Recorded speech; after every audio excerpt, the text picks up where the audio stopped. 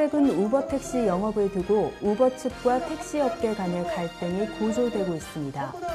과연 우버 택시가 무엇이기에 이 논란이 지속되고 있는 걸까요? 우버 택시는 스마트폰 앱으로 승객과 운전기사를 연결해주는 일종의 콜택시 서비스입니다. 지난 2010년 6월 미국에서 서비스를 시작한 우버 택시는 2013년 8월 국내에 처음 도입돼 이용객이 꾸준히 증가하고 있습니다.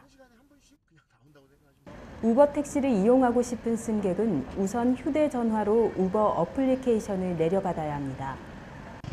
앱으로 출발지와 목적지를 설정하면 예상 요금을 미리 볼 수 있습니다. 그 후 기사로부터 전화가 걸려오고 고급 세단이 도착합니다.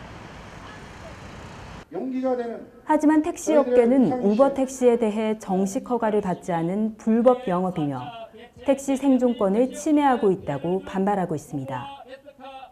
이에 18일 서울광장에서 3천여 명의 택시 기사들이 우버 택시를 규탄하는 대규모 집회를 열었습니다. 택시 사업 영역을 직접 침해하는 우버가 작년 8월 서울에서 불법 영업을 개시했습니다.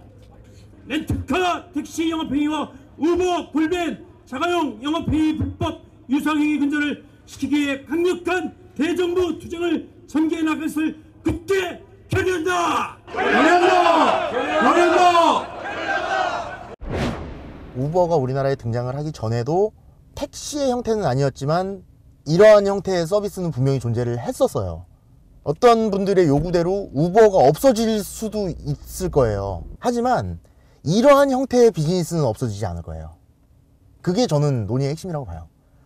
고객들이 계속 이걸 원한다면 공공기관, 이제 우리나라의 어떤 그런 행정을 책임지고 있는 어떤 그런 분들하고 조금 더 약간은 적극적인 자세로 좀 협상을 해서 조금 더 정착이 된 형태의 비즈니스가 됐으면 좋겠어요, 저는 개인적으로. 네.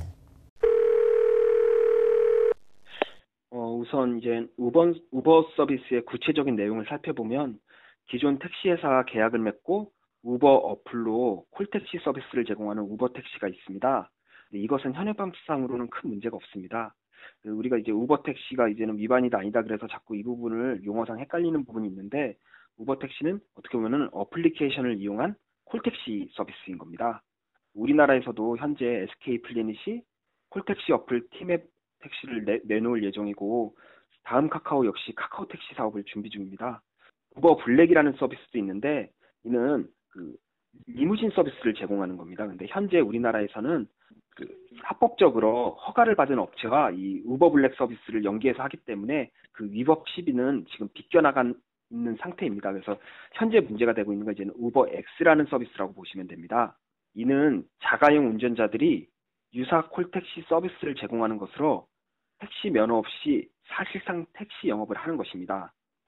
여객자동차 운수사업법 제81조에 따르면 자가용 자동차는 자동차를 운송용으로 유상 제공하거나 유상 임대하여서는 아니 된다고 규정하고 있고 이런 자동차 대여 사업자의 사업용 자동차를 임차하는 자는 그 자동차를 유상으로 운송에 사용할 수 없다고 규정하면서 이를 위반할 경우에도 역시 2년 이하의 징역 또는 2천만 원 이하의 벌금에 처할 수 있다고 규정하고 있는 것입니다.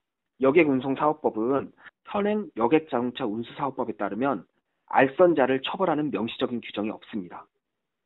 우버 측은 운송 알선 행위만 할 뿐 직접 승객을 운송하지 않기에 여객자동차 운수사업법 24조 81조의 유상운송 금지 규정을 적용할 수가 없습니다. 결국 우버X 서비스는 현행 여객운수법이 존재하는 한 현실적으로 허용하기 곤란한 서비스인 겁니다. 최악의 경우에는 성범죄자가 택시 우버X 서비스를 이용해 여성을 태운다거나 혹은 사고 이력이 많은 사람이 계속하여 이제는 이런 서비스를 제공할 수 있는 등 여러 가지 불합리한 문제가 발생합니다. 또한 이제는 만약에 사고를 당했을 경우 보험회사 측에서 이제는 충분한 보상을 받을 수 있는지 여부 역시 큰 문제가 된다고 볼 수 있습니다. 다만 전 국민적인 공감대와 함께 업계에 의해 시장의 변화가 선행된다면 향후 입법적으로 우버X 서비스를 전면적 또는 부분적으로 허용할 여지는 있다고 판단됩니다.